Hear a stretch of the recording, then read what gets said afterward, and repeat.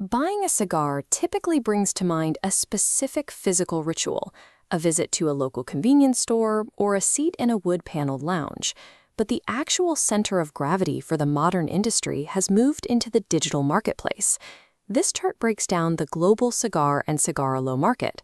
While the total value is massive, look at the online segment. It grew to approximately $9.16 billion in 2024. In the United States, that digital shift is even more concentrated within the high-value categories.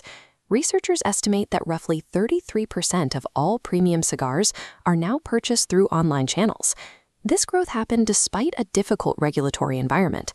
To sell tobacco online, a company must navigate a fractured patchwork of state tax codes, strict T21 age verification laws, and shipping carriers that explicitly ban tobacco products. These operational hurdles, the carriers, the taxes, and the age gates, eventually coalesce into a structure known as a compliance moat. Determining the exact revenue of these major retailers is a research challenge. Because the largest online cigar companies are private entities, they do not disclose their channel-specific sales to the public. We have to look to institutional records to find a baseline.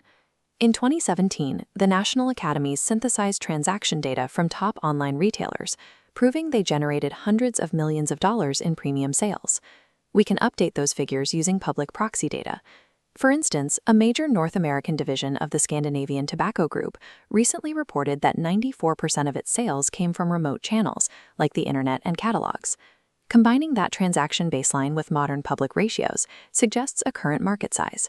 The U.S. online premium cigar revenue pool now sits between $390 million and $770 million. There is a specific reason the high-end premium segment thrives online, while mass-market cigars stay in physical retail. It comes down to the unit economics of the consumer.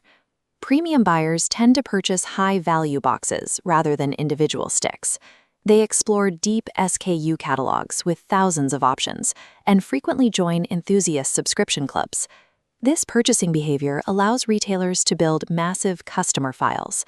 These databases serve as direct marketing engines, driving repeat sales over the entire lifetime of a buyer.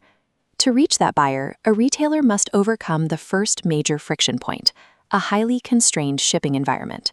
Logistics are restricted by carrier policy.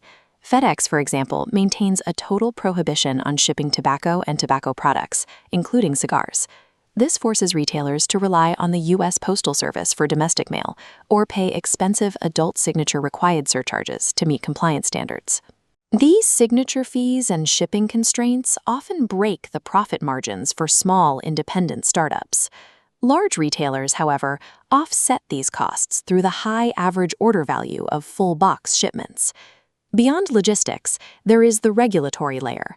The FDA mandates strict age verification, and retailers must manage the complex remittance of taxes across dozens of different state jurisdictions. Large platforms use compliance engineering to handle this. They build automated systems directly into the checkout architecture that verify IDs and calculate state-specific taxes in real time. This engineered compliance functions as a financial gatekeeper. It protects the largest platforms by creating an entry cost that few newcomers can afford. The COVID-19 pandemic triggered a permanent shift in consumer behavior. Lockdowns accelerated the adoption of online ordering, moving a larger share of the market away from traditional retail lounges. This shift fueled a period of consolidation.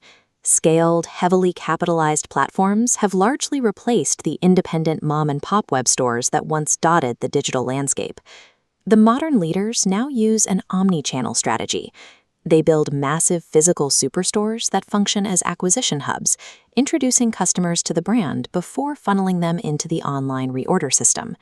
Vertical integration is the final piece. Cigar manufacturers are acquiring online retail platforms specifically to gain direct access to their proprietary customer databases. Success in this market is dictated by operational resilience, the ability to manage logistics, age gates, and tax remittance at a massive scale.